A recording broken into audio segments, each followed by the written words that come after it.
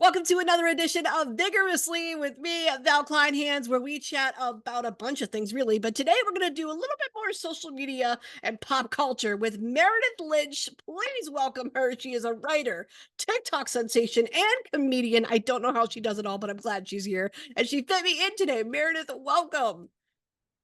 Truthfully, I don't think I do it all. I think I'm showing up at about 25% of everything, but I'm going to give you 100% of Meredith, and I'm so excited to be here. Thank you for having me, Val. I appreciate that. Burnout is real. How do you stay just energized and passionate about everything that you're doing in the middle of all that? You know, I don't always. There's that. But I also really try to unplug by 8 o'clock at the latest. Mhm. And like, I actually like 8 p.m. to about 10:30 is kind of like my time to really just like decompress and relax. And I don't know, like just do all the like little BS-y things that I didn't get to do, like watch TV, play with my phone. Yeah, That really de-stresses me. What about you? the same. That's why I'm binging Vanderpump Rules, and that's why I'm binging like selling the OC and like catching up on American Horror Story this season with Delicate, all that. That's what I love to do in my downtime. I know you're definitely a pop culture fan too, as well. I mean, you're definitely a fan of Bravo, all the shows that I like. What got you into pop culture to begin with? I mean, I think I've always been interested in pop culture. Often tell people that when I was growing up, my mom would sometimes buy the Inquirer, the National Oh, Enquirer, which like I know a lot of it is absolute garbage, but like to be fair, they also sometimes get things right. Like they were saying that John Edwards, the former presidential nominee, they were saying that he had a love child for like years. They were like, he had this love child, he had an affair, blah, blah, blah. And for years and years, they kept saying it. And then years later, it comes out that it's true. So, sometimes they do know what's going on. sometimes I remember that was woo, that's a throwback. For me, it Right? was like for me, it was definitely getting into like the boy bands and the pop stars of like the late 90s, early 2000s, seeing them on like Tiger Beat and things like that. And oh my god, I want to dress like them, or oh my god, what is their secret, or how do they feel about girls? What do they like about the girls that they like? And can I be like that if I could get JC from NSYNC? Like I know. honestly. I was like looking at some of those because I feel like Instagram has been like pulling up those old teen magazines now. And I just mean like teen Yes. in general. And just looking at some of the things of like how to get over him fast. And just, all those funny little like things that they were. I think one of the things that I've learned is I'm getting my MFA in creative writing. And one of the things that I've Mm. learned is that when it comes to like young adult writing, what actually sells, and I think this goes for magazines as well, is that something that is slightly above the age of the kid consuming it. So, Mm. like Teen Magazine, 17 Magazine probably wasn't actually targeting 17-year-olds. By 17, you're like, I'm a senior in high school. I got this all fucking figured out. I can drive. I don't need a magazine. But like a 14-year-old is like, give me that thing. Because you're always, when you're little, striving to be the older thing because it Yeah. gives you more privileges. It seems more cosmopolitan. So I don't know. It's just interesting to look back on those magazines and know that they were written with the mindset of like pushing girls like further into life in a way that like, sometimes I like still wanted to play with Barbies, but like, did you play with Barbies? Until I was 13, which is probably too late, Me really. too. I was a secret player. Like my friend would come over and we'd be like, "Okay, should we play?" Like, don't tell anyone at school that we're doing it. But and then we'd also be like, "We're not actually playing with them. We just like dress them up. We're just doing outfits." It's fashion. But Yeah. that's literally what Instagram has become. And it's so interesting to see that transition. I stalked your Instagram and I saw a couple photos with one of my favorite comedians, Kathy Griffin. What Oh my God. so what is going on with you and Kathy Griffin? I didn't see too much detail, but you can walk me through that. Yeah, so Kathy is a good friend of mine and a wonderful human being inside and out. And if you don't know, the D List or My Life on the D List, which was her show Yeah. on Bravo, were you a fan? Oh yeah, back in the day. Yeah. Yeah.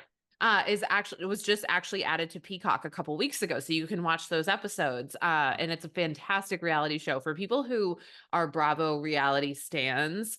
If you have never seen My Life on the D List, it's one of the most like real and fun and interesting Bravo shows. It's nothing like Vanderpump Rules. I'm warning you right now, but And it's a great one, as you can attest. So I have always been a Kathy fan. Always. I mean, I have seen her live so many times. I watched all of My Life on the D List. I've read her books. And when I started doing TikTok and I started moving more into the pop culture space, we met on TikTok. We got acquainted on TikTok, and then, she uh, messaged me and invited me over and said, "Hey, do you want to come have lunch sometime?" Because I'm not going to give away where we don't live that far away from each other.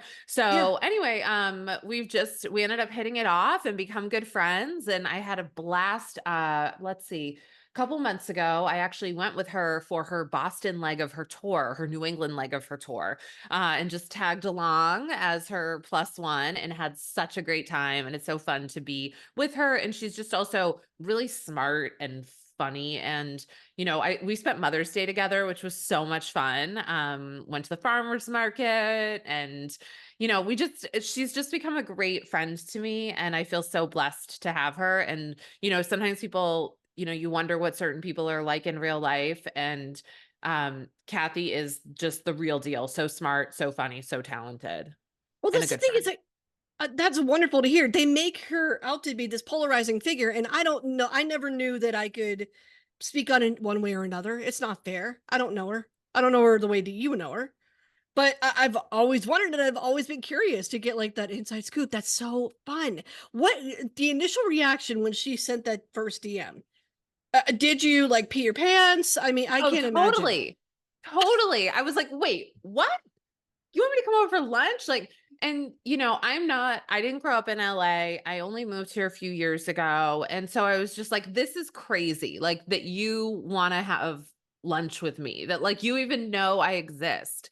And so, yeah, it's just been, it's just I mean, there are a lot of people think that like a lot of people in Hollywood are like fake or whatever, but like there are fake people everywhere, and there are so many real people here. And Kathy is she is the real deal. She is who she is.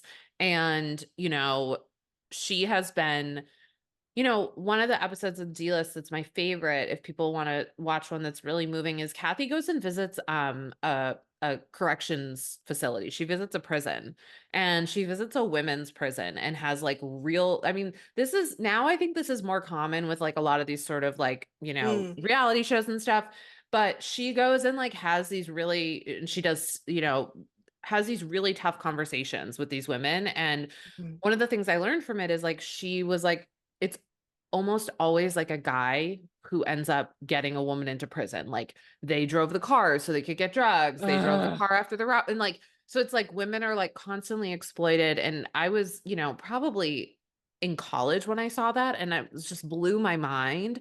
So just, she is also a real like social justice warrior, and has been like, her entire career. Yeah. What do you think it was that caught her attention initially? Well, I think probably it's just, the fact that I was doing like a lot of Bravo content. I feel like she started following me when Oh. I had an incident with another former Bravo reality star, Bethenny Mm, Frankel. And so I mhm. feel like she started following me after that. So, I think I think I just felt so like, wow, this is crazy. And then once I got to know her, I was like, oh, once you get to know her, you're like, it totally makes sense that we would be friends. That makes I sense. love that. That's gotta be incredible. That would be like me meeting my favorite musician and actually going out for like a burger or something after. That Who would would be your be a favorite dream. musician? Who would it be? Oh god, probably an hour with Steven Tyler. If I had to get Okay. like if I had an hour to like talk with him about everything, or if I could bring like somebody back from the dead, I would do that too. Okay. Like just the list is like endless. But that would be a dream opportunity, and I love that for you. That is amazing. Thank you. Thank you.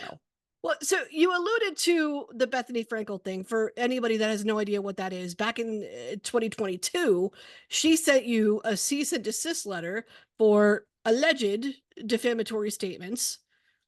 And I was just curious, like, what's been going on since then? What is it like even getting a letter like that? Honestly, a lot of people will say to you, "Oh, it's not a big deal. Who cares? It doesn't matter." But let me tell you, when that hits your inbox, it is terrifying. Yeah. Because it's a legal letter, it's very aggressive, and that's the point of it, and, people will say to you like, "Oh, but it's not legally binding," and that's correct, and everyone should know that, that's very important, but it's still intimidating, and also when you think about the fact, like, I can't think of anybody who needs to tell us how rich she is more than Yeah. Bethenny Frankel, right? Like, her whole brand is like, "I sold Skinny Girl." Like, okay, cool, Rich New great, York like, bitch. That's her thing. right? And, like, the other funny thing is, like, there's, like, a lot of rich people in the world. Like, I'm just saying. Not all of them talk about it the way that she does. But, yeah, I got the cease and desist, and, oddly enough, what I ended up doing is I did talk to a lawyer after I got it, and basically I knew the video that she wanted down. It was a video about her trademarks, which are, like, publicly searchable information, and just Okay. me, like, showing it and showing how, like, her whole presence online kind of seemed like it was something that had been brewing for a while because she had trademarked certain things a while ago. And I knew I had a pretty good idea that that's the video she wanted down. So I took that video down at the advice of, you know, Mhm. legal. And that was all I did. And I never heard from her again. So, like, there Okay. was no lawsuit. I mean, from a content creator's perspective, from a podcasting perspective, I think you would have found the cease and desist to be really interesting because basically it said you don't have permission to talk about Bethenny Frankel. You don't have permission to show her photo. You don't have permission to say her name. You don't have permission to use images of her. And what people need to know is like, if Bethany goes to an event and it's a Neutrogena skin event and they take a photo Yeah. of her, that photo doesn't belong to Bethany. It belongs to Neutrogena. And so, Yeah. like, I can use that photo. She is a public figure. I'm not like going like and peeking up in her windows and taking pictures of her. So there's that. But the thing that was really messed up about this cease and desist, the thing that still upsets me about it is that at the end of it, it said, if you tell anyone about this letter, you will be breaking your confidentiality with Bethenny Frankel and you What? will be subject to further lawsuits. And that How? is actually legal bullying. And I have talked to lawyers about it, and they have told me that if I wanted to, I could have reported her lawyer to the bar because it's actually maybe intimidation because I have no like, I don't know Bethenny Frankel, and you and I know this world, like, I didn't sign an NDA with her, like, we have That no was my confidentiality. question. Yeah, How can they argue that when nothing was you've never even spoken to her at this point? yeah. No relationship with her at all. Never spoken to her, and you cannot force confidentiality on someone. So it was with for lack of a better term, it was legal bullying, and it Mhm. was quite frankly, that was scary, and so I Yes. did what I thought was the right thing, and I stand by it. I made a video and said, "Look, this is what she's doing," and, she made a few videos back, a bunch of which she took down, which were actually quite intimidating and very weird, like, just like, "You wanna take a shot at me? Get ready, bitch." I was like, "Whoa, whoa, whoa." Oh, I am not And then Ramona. Calm down. Like yeah, and I'm. and, like, at the same time, it's like, most of the time, if you have sent a legal letter to someone, your lawyer would advise you, like, "Don't talk about it anymore." Like, you know what I Yeah. mean? Like, once you've Fair. done that, once you've taken that step, like, shut the fuck up. Mhm. So, anyway, I never heard from her again. I know she's, like, talked shit about me or, alluded to talking shit about me. But I know I'm not the only content creator that she's done this to. There's more than 2 of us, actually. Some people are Yeah. more vocal about it, but in my opinion, she's a bully. And she, like she's I don't know. I just think that the times are changing and I don't know that she's able to keep up with them the way that she used to be. And I don't mean because like she's older than me. I'm not saying she's old at all. I just mean that like she has this old school mentality way of thinking Mm. and, you know, it doesn't always work on TikTok. Oh, I got it. Okay. So it's the way Yeah. that she's using the platform is what you're Yeah. referring to. I understand. Yeah. Okay. Which you know a lot about. I have so many follow-up questions with this situation. Oh my God. Because this whole scenario did spark a debate on how we create content moving forward, what we can and can't do online. It also raises the question that, is it possible smaller creators are taken advantage of in situations like that? When you reflect on the whole thing, would you have done anything differently? Honestly, no. Is that Mm. bad? It's your choice. It's how you I mean, feel about it. Yeah.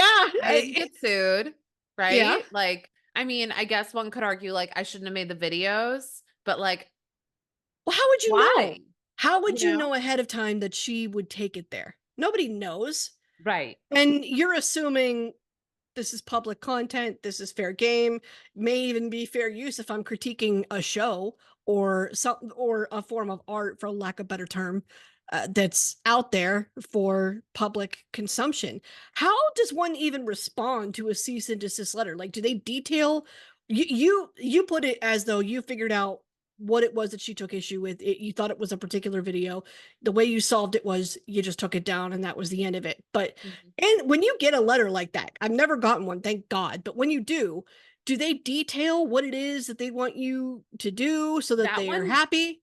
that one did not. It just said you Okay. don't have permission to talk about her, which also the lawyer that I talked to was like, this is very weird too, because like a cease and desist should be like, okay, stop doing XYZ thing. Like it's that you I can't would think so. like Bethenny Frankel. Here's the other thing too that people need to understand. Like if this had any merit to it, then not to be political, but like Donald Trump would just send this to MSNBC and Joe Biden would just send it to Fox News, right? Like, Daily, daily. yeah, like I mean, you these are public figures, so you are allowed to talk about them, and that's actually to me that is a very big freedom of speech thing. Mhm. Like we need to be able to have discourse. We can't have people who are off limits. We can't have people who, can't be talked about in the cultural zeitgeist. But I did get another cease and desist from Rachel Zoe, who used to be on Bravo as well. Yes, I watched that. Wait, what happened? Yes. So that one though, to her lawyer's credit, they were more specific about what they wanted down. It was Okay. basically everything that they wanted down, but they were more specific about what they wanted down. And that one, like, I was in the process of taking the videos down because it took me a couple days. And in the meantime, they sent me another one and was like, okay, we're glad you took down like 10 videos. You need to take down like these other 10. And I mean, like, to be fair, I had made so many videos. But what I had been doing was I was looking at reviews of her subscription box company, and specifically I was looking at the Instagram comments. And so the Instagram comments were like trash. People were like, I don't get my box. Okay. I don't, the products are terrible in their opinion. So I was showing the comments on videos, and my TikTok And videos that's like it. green screen. And they said that they thought I had made these images on my own. Like I had photoshopped them. How you can document that though? I know. In a court of Wait, law, wait, yes. Yes. wait a minute, wait a minute, wait a minute, wait a minute. Like Instagram almost has that time stamped of Yes. and you can't be 20,000 profiles at once. Like, wait, what? Yes. So many And questions.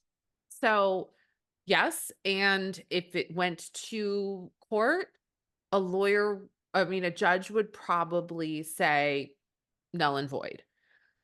The 2 things though are that the amount of time and money that it would take to get it to in front of a judge is like it's not worth usually No. your sanity or your money.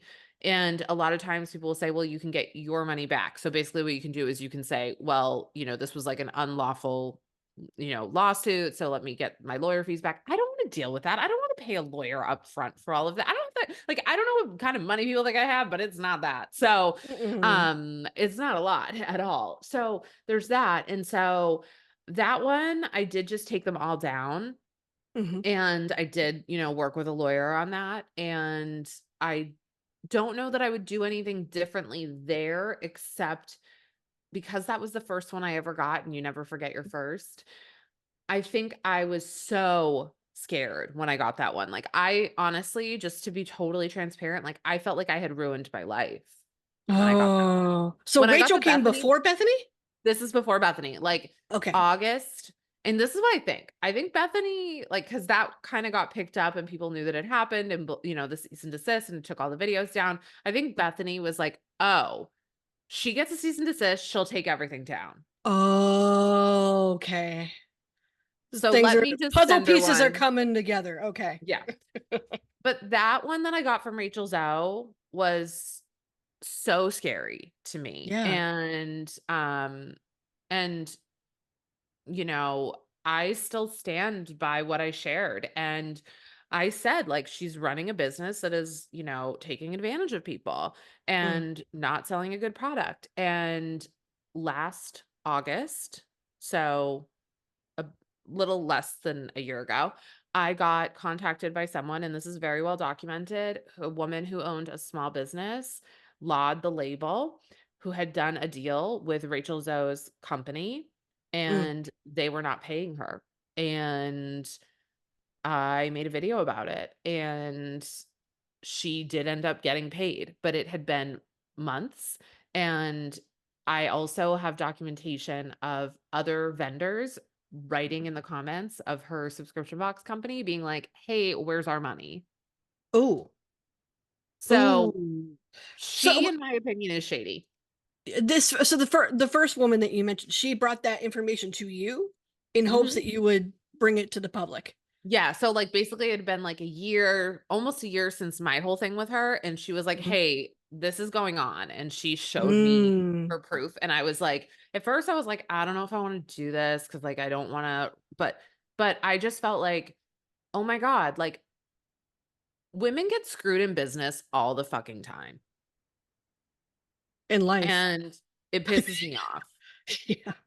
So, I'm gonna speak out on this because this woman literally cannot pay her bills, like, Mm. and I'm glad I did. And I did get one email from Rachel Zoe's team then, not from her legal team, that was like, "We demand you take the videos down now." And I was like, yeah, that's not gonna work this time." Oh Because my I also God. now know everything that I need to say, which is like, this is what's been shown to me, this is what I've been giving, this is my opinion. So if you say that, like, you're kind of in the clear. And then just the last thing that I would say to people, especially if you're like someone who is a content creator, or you're thinking about it, anyone can sue anyone for anything. Mm. Like, you have to remember that. Like, Val can sue me for being 2 minutes late to this podcast recording. Like, it's insane, and no, it would never hold up in court, but you can essentially sue anyone for anything. So, like, when people are like, "You don't wanna get sued," it's like, it doesn't matter. And don't It'll sue me, Val. happen. I don't have any It, money. no, listen, join the club. That's why I've got a 9 to 5 and not, Same, and same. why I'm doing this at home in the evening. But oh my God, like I've never been on the receiving end of that, but my time in radio, terrestrial radio anyway, I was definitely made aware of those copyright laws after unknowingly breaking a few. And just little things like don't put a filter on somebody's stuff, or don't put a, make sure you're giving credit in this situation, or you can't even use this unless you talk to the person first about sharing that photo or whatever it was. It was mainly like photo stuff that I was still learning. And Right. You don't know what you don't know, right? Like, that's part no, of it. no, I wouldn't do it now, at least Right. not without having a conversation with that person. But before, woo, I got talked to.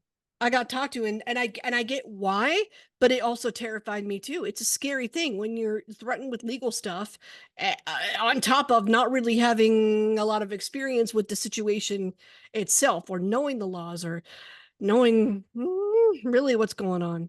That's that's a Have you ever lot. noticed that Britney Spears is, like, really good about crediting her photos on Instagram? No, but now I'm gonna pay attention. Yeah. Like, that girl will put up, like, some watercolor, and she'll be like, "At Monet." And you're like, And then, "Oh, cool." okay, You're redoing Brittany Monet. I love it. Yeah. That's the title of the next album. That's what we want to see. It's a Brittany Monet that, and she does the artwork herself. That's what we want to Right? see. She does I feel like to for paint. Brittany. I remember she was painting for a while, but She does. I feel for Brittany. She got a lot more work to do on herself. I feel for her. I'm rooting for her. who isn't? Yeah. Probably her dad, but other than that, most Yeah. people. Probably. Speaking of social media, I'm there right now at the time that we're talking. There's concern about a potential TikTok ban. We've been going back and forth with this for some time. I feel like nobody knows really what's going on with it day to day. It's continually talked about. But I mean, that's essentially your bread and butter as a creator. So I was curious as to what you think life having that impacting you might be like. Well, I'll say two things. The first thing is I love TikTok. Do you love TikTok? Yeah, I mean, I think I'm more of an Instagrammer than I am a TikToker, Okay. but I got into TikTok way too late. I'll just put that out there right now. So I'm kind of just starting to learn like what works and what doesn't work, and I'm still kind of growing my audience there, but it's fun. I'm getting to know it. I think I still have a better hang on Instagram though. Sure.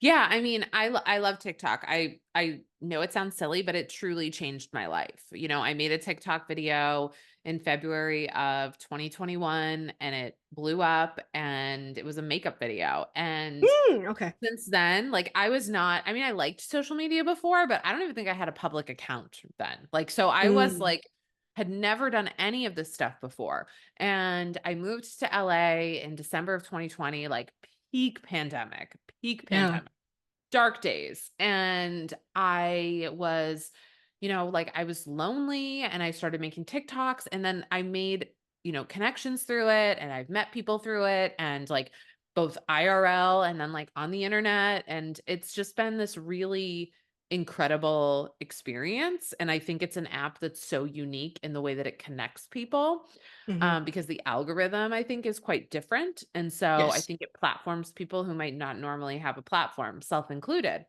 So there's that. The TikTok ban. I am also having a hard time keeping up with all the facets of it. Taylor Lorenz did a really good podcast about 2 weeks ago about it. And, it is disheartening that this is happening. I do believe that part of the reason is to control people, including young people on social media. And it's like, if you want to control us on social media, then look at all of the apps. And when we know like places like, Mm, the things that Meta has done that's unethical, like, it also does banning TikTok or, as people like to say, oh no, you just have to sell it to another company, like does not stop, not to get political, but like it doesn't stop the Chinese government from getting our data. Like, you know what I mean? There's just they'll like get it another way. And yeah, because that was my understanding, my limited understanding, it was that this was a whole fuck you to China, essentially. right, And that's how this whole thing started. And I was like, wait a minute, really? We're weaponizing TikTok to get back at one of our enemies, right. supposedly? Really? Y'all aren't going And to the worry about healthcare. You're not going to worry about oh, gun control. We're not going to worry about Roe versus Wade, but we're going to worry about this. Okay. well, I also think it falls very in line with like the culture wars that are happening. That's like, Yeah. oh, TikTok is like rotting kids' brains and things like that. And like, yeah, I think less social media, less phones is good for kids. I mean, I think you and I are probably of similar generations where like, I didn't have a phone until I could drive a car. And Yeah, then me too. that was for safety. And let me tell you, there wasn't much you could do on that fucking you could play Snake. No, that was it. You could play Snake and you could text and you could call. And that was it. And don't you dare hit the internet button because it would charge you an arm and a leg. Don't you dare call me before 9 p.m. because I have to watch how many minutes I'm using. Oh my Minutes. God. Yeah. That was it. I know. I even had a burner phone. I had a burner phone as my first phone. It was a track phone so that my parents could like teach me how to use it like responsibly, quote unquote, or at least not spend so much at once, or so I could see for myself how much I was spending at once. And I was like, oh. But that they gave it to me for that reason, because hey, you're at that age in high school where you're starting to go out, be a little bit more independent, at least have a phone with you. That was their logic, which I get. Personally, I don't think a kid under 15, 14 needs one. I just don't. But The thing I will say though is like we are also setting up a world that makes it so kids need phones more because yeah, that's true everything too.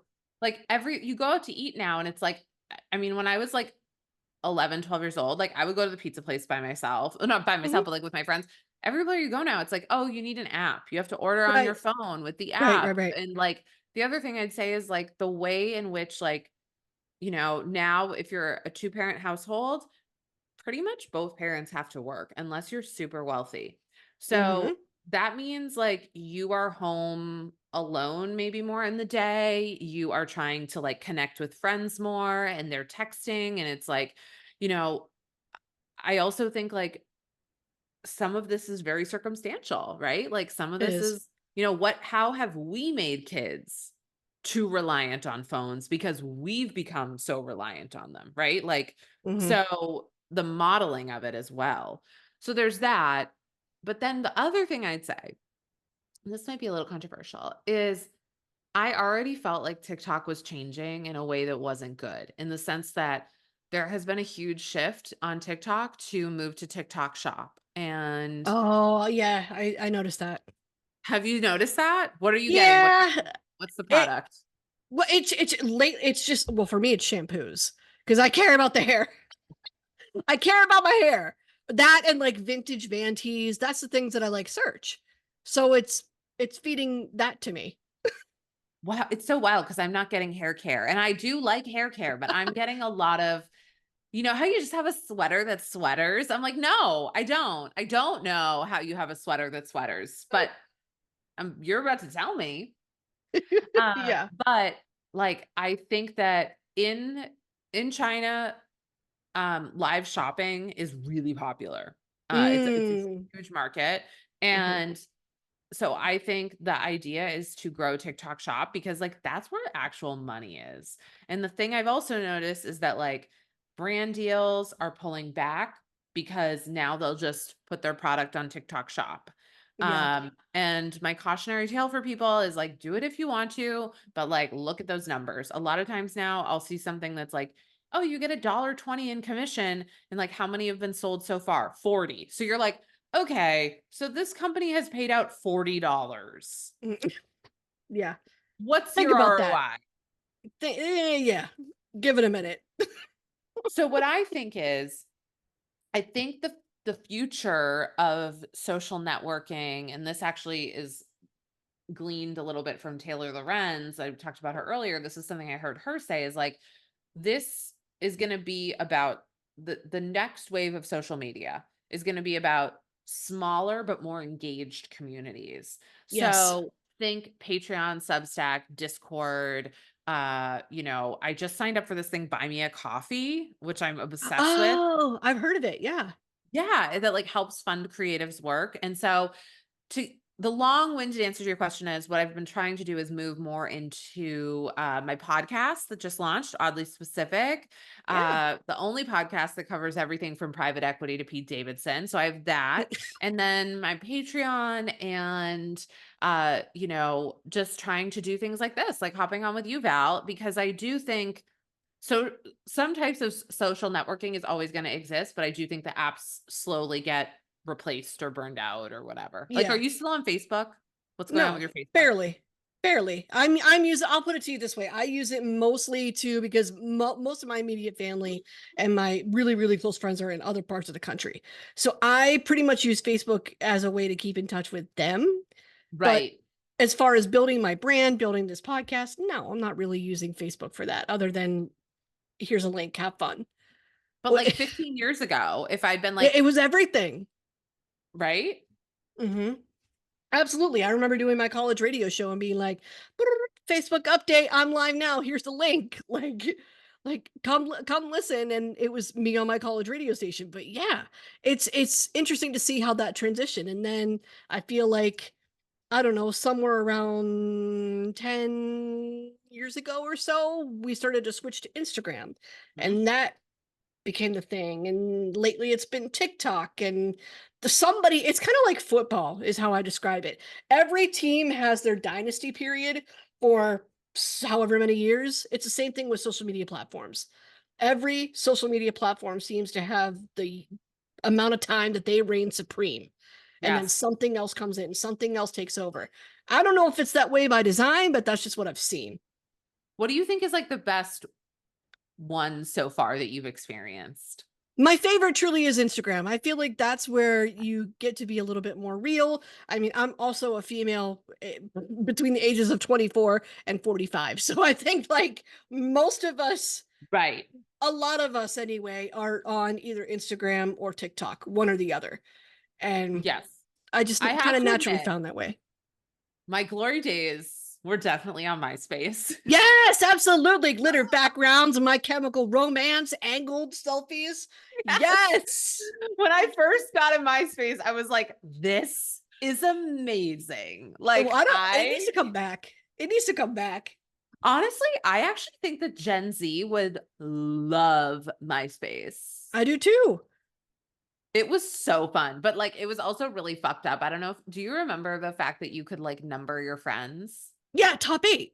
And you would have full like drag out physical altercations if somebody that thought they should have been in your top 8 wasn't. Oh, you were getting a phone call, you were getting a text, you were getting a conversation by the locker that next morning. Mm-mm. Yes. I Mm-hmm. remember I thought my friend was mad at me and she wouldn't tell me. And then I went on her MySpace and I had been like moved to like number 7 and I had been number 1 before. And I just remember like that feeling of like dejection. So the other thing I would just add is, we have a lot of conversations about kids on social media and like their hurt feelings and stuff.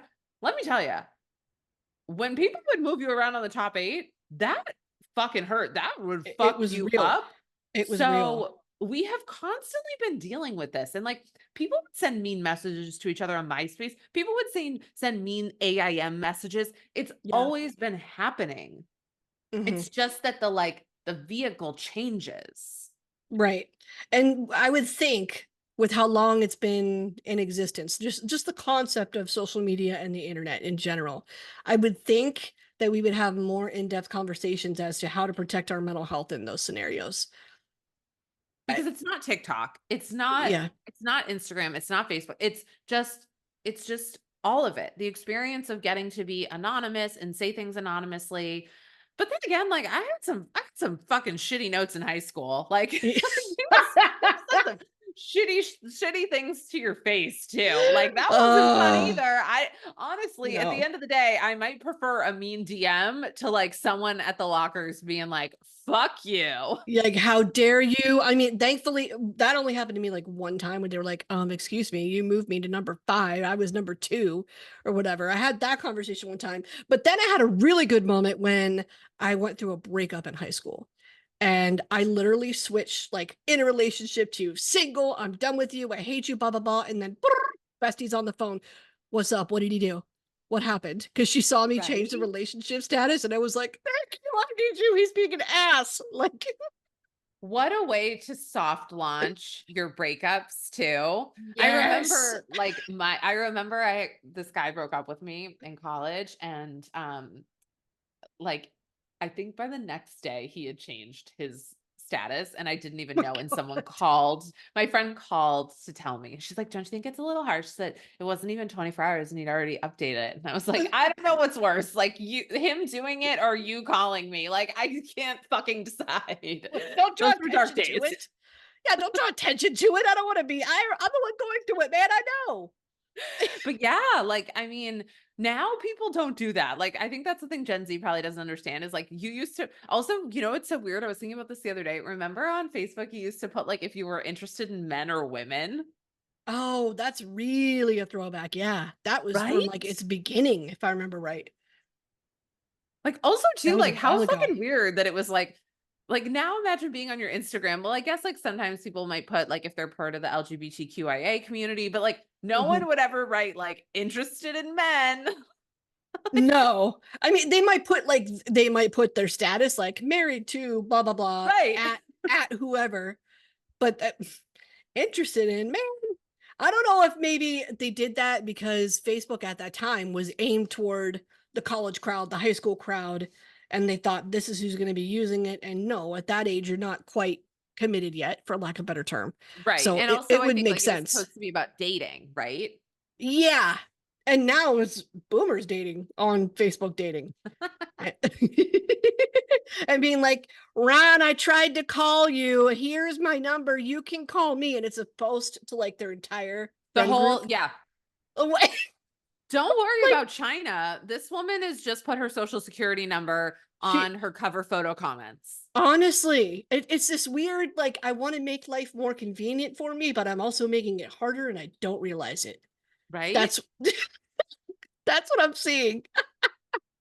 Tell me about Oddly Specific and everything that you're covering there. I mean, you cover so many different things. We just had the launch not too long ago. I'm excited. Tell me everything. Thank you, Val. So, Oddly Specific is my podcast where, like I said, we cover everything from private equity to Pete Davidson. I really, I respect so much what you do. I love that you have been doing this pod for a while and like you clearly put so much of yourself into it. And so, doing a podcast is no small feat. So, I hemmed and hawed over what I wanted to do. I actually shopped an idea to many networks that was not picked up, but that's okay. But so I launched this podcast on my own, and basically the idea is it's biweekly, and we do something about private equity, which if people are not familiar with it,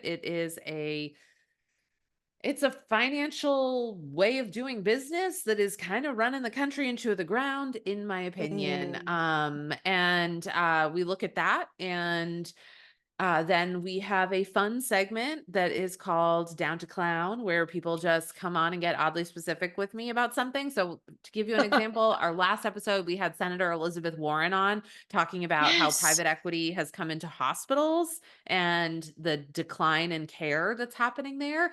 And then my Yeah. friend Laura Treader from American Girl Women podcast came on, and we talked about Annie the musical for way longer than any adult women should. That's the beauty of podcasting. That's why I left radio. Legit, that's why I left radio, because it was, you had so much less creative freedom than you do with podcasting now. It's insane. Do you miss radio at all? No.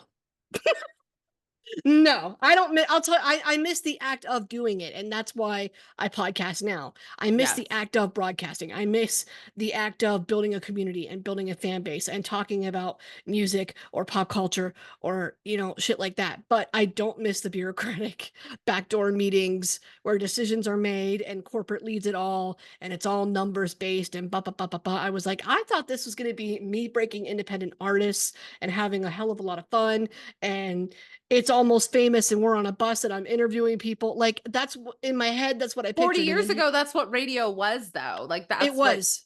It was. And yeah. today it's does it make numbers? Does it sell? So And I had a problem with podcasting that. is going the same way.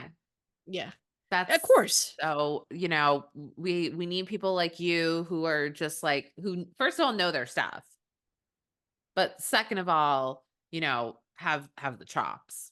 Mm-hmm. Not everybody does, but if you work at it, I believe you can. You just got to be willing to experiment. I mean, I did have an element of privilege to doing this now, obviously, with having the degree before, having the industry experience before. I had a lot of the programs on my laptop already. So to get into podcasting wasn't really that difficult for me, but to maintain it, it does take work. And Yeah.